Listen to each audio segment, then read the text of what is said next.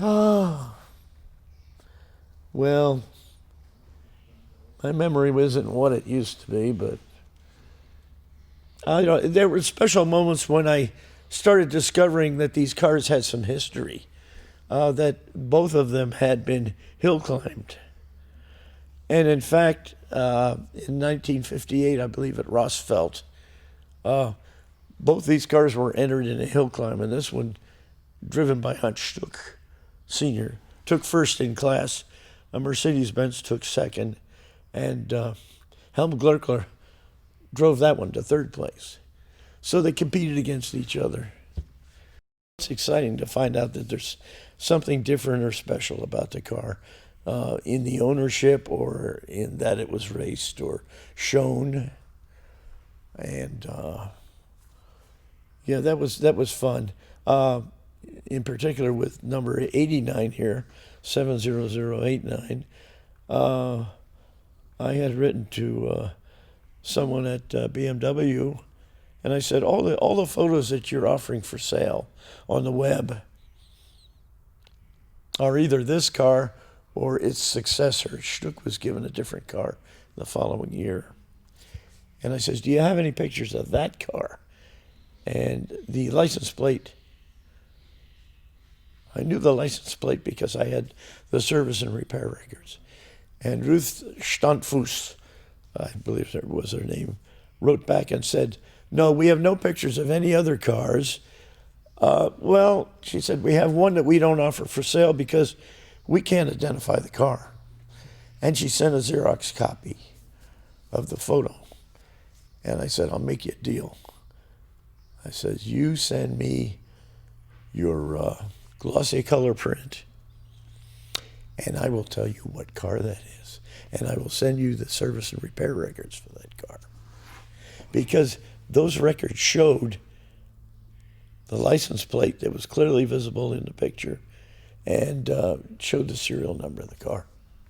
It was advertised in Competition Press, and it was in Phoenix. Thomas Barrett, who specialized in brokering movie star cars and very expensive classics, Duesenberg's, Rolls-Royce, that kind of thing, Hispano-Suiza. He had turned it down because it had a Corvette engine in it. And I may have been the second guy to call about it. And the fellow who had the car said, well, fly on down here. And he said, if you don't take the car, I'll pay your airfare home. So I flew down. It was $1,500. It's the only way I could afford one of these at the time. But I've spent many, many years accumulating parts. And they cost more than the initial investment. Well, I wanted to restore the car to its new condition. And there were many things that I needed to acquire, many parts. Engine, transmission, dash instruments, toolbox and tools. And then, of course, someone had changed the upholstery. The interior was all changed. And it was a kind of a project that many people turned down because of the expense. I think I'd heard something about Presley.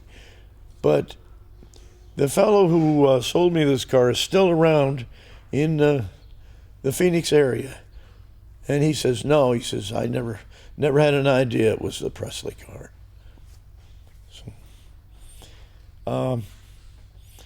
No, gradually I started to run across some references. And I mean, I'd see a photo caption that would say that the car that Stuck raced in 1958 had been cleaned up and sold to Presley. Well, that's hardly proof, but that puts you on the trail. Well, a few years ago, I wrote a letter to BMW, knowing that I could never afford to restore these things to the condition they deserve to be in. And I said, look, I've got these two 507s, And you appear to be in the beginning years of running a restoration facility. And I had been there, and I said it looks more like a repair shop, you know, changing oil and spark plugs. And I said that this would be a good project, and you'd gain experience, and I would offer to accept this one back, and this one could go into the museum, where many, many more people could enjoy it. If I had a choice, I'd like to keep it, but I want to see this car restored, and all of them really, and I can't afford to do it. And so I'm happy about that. It's what's good for the car is very important. Actually, it's more special to me that Hans Stuck drove the car than that Elvis had his hands on it. I have a lot of respect for Hans Stuck. Well, I'll tell you something funny about it. People say, "Oh, why don't you write to Graceland?" Those people don't even know we had the car. They know what they read in the magazines. And so I tell them things they don't know about the car. No, Elvis never bought a car in Germany like that. That's what they'll say. I have it in writing. Yeah. Now, if I were interested in money only, I'd be making a mistake in turning this car over to BMW. But I want to see it restored. I want to see people have the opportunity to see the car. And that's more important to me than me making a few $1 million. But this is timeless. This will never fade out of my mind. It's the beauty of that fender in the line. And it's a rare car. It's going to be restored and owned by a person right here in Peskin, which rises and then falls at the door and then kicks up a little bit for the rear fender. I think his mother was Jewish, and he got out of there. In a way, of course, the body is aluminum, and they may have to add a little bit of metal there. Can you just pad on it like you did? Yeah, like you did. Yeah. Yeah, you can feel a lot of other people patted on at 60s.